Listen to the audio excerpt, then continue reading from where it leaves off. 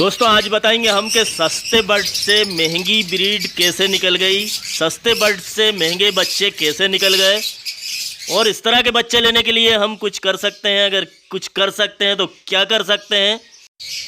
और दोस्तों रोशनियों का त्यौहार दिवाली आपको बहुत बहुत मुबारक हो।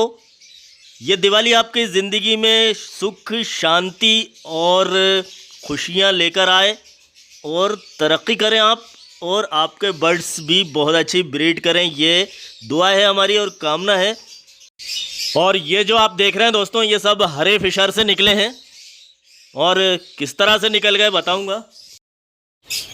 दोस्तों मैं गुलरेज उस्मानी वेलकम करता हूं आपका budgies bird and beauty channel में, और उम्मीद करता हूं कि आपके बर्ड्स भी बहुत अच्छे होंगे और आप अपने बर्ड्स का बहुत अच्छे से ख्याल भी रख रहे होंगे। दोस्तों आज मैं आपको ये बताना चाह रहा था कि हरे लवबर्ड से पीले लवबर्ड कैसे निकले। हाँ दोस्तों, कई लोग मुझसे पूछ चुके हैं कई बार कि ये जो आपकी कॉलोनी में येलो लवबर्ड हैं, ये जो दिख रहे हैं, ये खरीदे हैं या अपने आप। तो आज मैं उन सवालों के जवाब दूंगा दोस्तों। एक नीला भी दिख रहा है आपको, ये नीला वाला दिख रहा है इधर, ब्लू फिशर।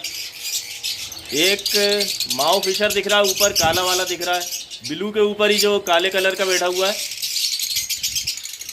तो ये सब दोस्तों इन्हीं से ही निकले, हरे लवबर्ड से ही निकले। मैंने कभी भी कोई सा रंगीन कलर का लवबर्ड नहीं ख़रीदा, ये सब हरे वालों से ही निकले। और हरे वालों में कुछ काले मुंह के जो फिशर थे, चिकमास्क, उनसे निकले।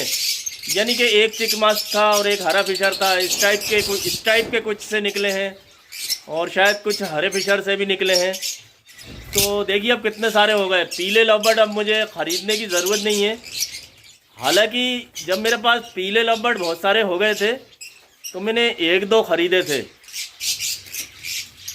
तो पीले तो पहले से ही थे मेरे पास, लेकिन मैंने कुछ एक दो बाहर से ख़रीदे थे और अलग पिंजरे में रख के उनकी ब्रीड कराई थी हरे फिशर से। तो फिर हरे बच्चे निकले थे तो उनको भी मैंने इधर ही छोड़ दिया। दो एक बच्चे थे हरे, ज़्यादा नहीं थे। बाकी जो भी निकले दोस्तों, ये रंगीन कलर के जितने भी निकले तो ये सब हरे से ही निकले। और रेड आई भी निकले, रेड आई येलो फिशर जो होते हैं वो भी निकले, और ब्लैक आई तो निकले ही हैं। धानी फिशर भी निकले, धानी कलर के गोल्डन फिशर निकले हैं, और आलिव फिशर भी निकला है। तो इस तरह के ये काफ़ी रंगीन हो गए, और कॉलोनी रंगीन हो गई, नहीं तो हरे हरे ज़्यादा थे मेरे पास फिशर। आज दोस्तों मैं आपको ये भी बताने वाला हूँ कि ये किस तरह से निकले, मैंने क्या करा था जो कि हरे फिशर से महंगे वाले फिशर मेरे निकल आए, वो मुझे ख़रीदना नहीं पड़ा। तो वो तरकीब भी बताऊँगा मैं आपको। तरकीब कुछ भी नहीं है दोस्तों, किस्मत कहिए, और मैंने कुछ नहीं करा था। इनकी ब्लड लाइन अच्छी थी इसलिए इन्होंने ऐसे फिशर निकाले हैं। लेकिन मैं बताऊंगा कि मेरे यहाँ क्यों हुआ ये।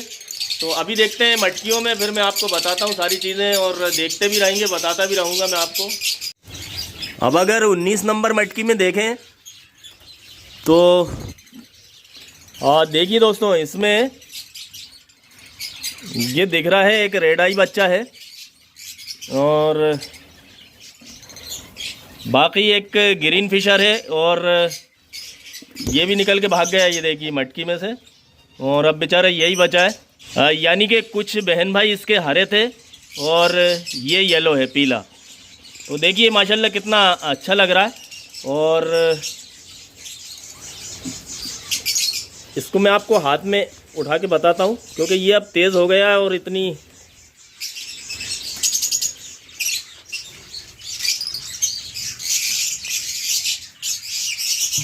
ये देखिए दोस्तों, ये दिख रहा है आपको, माशाल्लाह क्वालिटी भी अच्छी आई है इसकी। और बस ये भी अब इसके थोड़े से पर और आ जाए, बल्कि बड़ा तो हो गया ये, अब बाहर निकलने ही वाला है। और देखिए किरमिनो जैसा लग रहा है बिल्कुल, और शायद और क्लियर हो जाएगा कुछ दिन में। वैसे अभी इतना तो नहीं कहूँगा कि ये किरमिनो ही है, लेकिन लग ऐसे ही रहा है। तो कुछ दिन में ये क्लियर और हो जाएगा दोस्तों। ये देखिए आप, तो ये अच्छी क्वालिटी निकल रही है दोस्तों। और ये महंगे बर्ड हैं, इन्हें ख़रीदने जाओ तो बहुत मुश्किल से मिलते हैं और बहुत महंगे मिलते हैं। ये देखिए आप,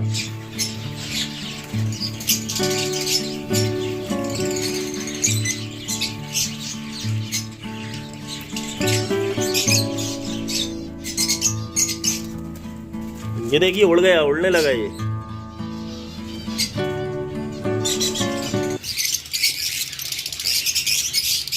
और अब देखिए दोस्तों 11 नंबर मटकी, और इसमें देखिए एक हरा है, एक पीला है, और एक देखता हूँ उसे उठा के कि वो क्या है। हाँ ये देखिए दोस्तों, ये आलिव है, आलिव, और मेहंदी कलर है इसका बिल्कुल। ये देखिए माशाल्लाह कलरफुल बर्ड निकलना है, और ये सब ग्रीन फिशर से ही निकलना है। और दोस्तों मेरी तो अभी भी आदत ऐसी है कि मैं इनके माँ बाप को देखता ही नहीं हूँ। मेरी कुछ नज़र में ज़्यादा रहता नहीं है कि ये किसके बच्चे हैं, इनका माँ बाप कौन है, और हरे ने पीले से लगा रखा है या पीले ने हरे से लगा रखा है। बस बच्चे अच्छे मिल जाते हैं, इतना काफ़ी है। और देखने की ज़रूरत भी इतनी इसलिए नहीं होती कि हमने इतना करा ही क्या है जो कि हम उन्हें बार बार देखते रहें। बस मैंने जो करा है वो मैं आपको बताता हूँ कि ये क्यों निकल रहा है, मुझे जो लगता है। दरअसल दोस्तों मैंने क्या करा था कि जगह जगह के फिशर ला के छोड़े थे। मुझे कहीं बच्चे दिख जाते थे तो वहाँ से ले लेता था मैं।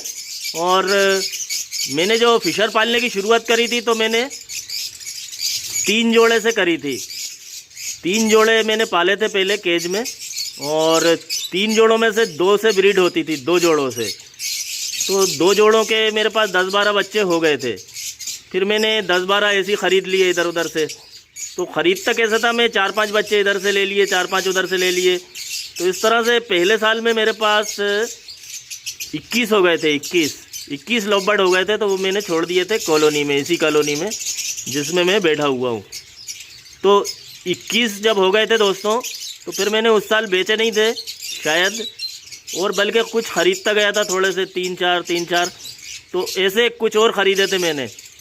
तो मैंने जगह जगह से ख़रीदे दोस्तों, दुकान पे दिख गए वहाँ से ले लिए, किसी से ब्रीडर से ले लिए, कहीं से भी ले लिए। तो इस तरह से वो कहावत आपने सुनी होगी कि कहीं की ईंट कहीं का रोड़ा, और भानुमति ने कुनबा जोड़ा। तो बस वही हो गया कि ये जगह जगह से बहुत सारे लवबर्ड इकट्ठा हो गए। तो उसमें कुछ अच्छी ब्रीड के भी आ गए होंगे, अच्छी ब्लड लाइन के, तो वो अच्छे बच्चे निकलना है, बस ये है। बाकी इसमें कर कुछ सकते नहीं है, करने लायक कुछ है नहीं कि हमने किया हो, और कुछ कर भी नहीं सकते, क्योंकि जैसे लवबर्ड होंगे वो बच्चे वैसे ही निकालेंगे। आप बस ये कर सकते हैं कि बच्चों को अच्छे से पलवा सकते हैं, अच्छा सॉफ्ट फूड वगैरह दे सकते हैं। देखिए ये सॉफ्ट फूड रखा है, इसमें बहुत सारे दाने होते हैं, 9-10 तरह के दाने होते हैं सॉफ्ट फूड में। तो आप ये कर सकते हैं, लेकिन ये नहीं कर सकते कि आप अच्छी नस्ल निकलवा दें। तो अच्छी नस्ल तो जब ही निकलेगी जबकि वो स्प्लिट होंगे तभी अच्छी नस्ल निकलेगी दोस्तों। और अब इस मटकी में देखिए माशाल्लाह, इसमें तो मज़ा ही आ गया, क्योंकि इसमें तो 2 बच्चे हैं रेड आई, 2 बच्चे हरे हैं और 2 बच्चे रेड आई हैं दोस्तों। अभी मैं आपको उठा के दिखाऊंगा। पहले भी दिखाया था मैंने जब ये बहुत छोटे थे बच्चे, जब इस मटकी को दिखाया था, आपको याद होगा। और देखिए 30 नंबर मटकी है शायद ये, और बच्चे क्लियर दिख रहे हैं कि रेड आई हैं, अच्छे हैं। इनको खिलाई पिलाई भी इनकी अच्छी हो रही है। इसको उठा के हमने अंदर रख दिया, और फिर अब दूसरा वाला उठाया। देखिए ये बड़ा है, इसके थोड़े पर हैं। तो ये जो आप देखते हैं फिशर, ये हरे ज़रूर हैं, लेकिन ये ऊपर से ही हरे हैं, और हैं बहुत कीमती, क्योंकि ये जब कीमती बच्चे निकाल के दे रहे हैं हमें, तो फिर हमारे हरे फिशर भी अच्छे कीमती ही हुए दोस्तों। और अब आपको मैं एक मटकी और बताता हूँ। देखिए इसमें भी एक बच्चा पीला दिख रहा है, और बाकी तो अभी पहचान नहीं आ रहा है, हालांकि हरे फिशर ही होंगे, और थोड़ा बढ़ेंगे तो पहचान आएंगे। लेकिन ये बच्चा तो क्लियर दिख रहा है, इसके पीले पर आने लगे हैं। और 6 बच्चे हैं, इन्हें मैंने कहीं शिफ्ट नहीं करा था, ऐसे के ऐसे ही हैं, और ये पल भी रहे हैं, इनके माँ बाप इनको पाल भी रहे हैं अच्छे से।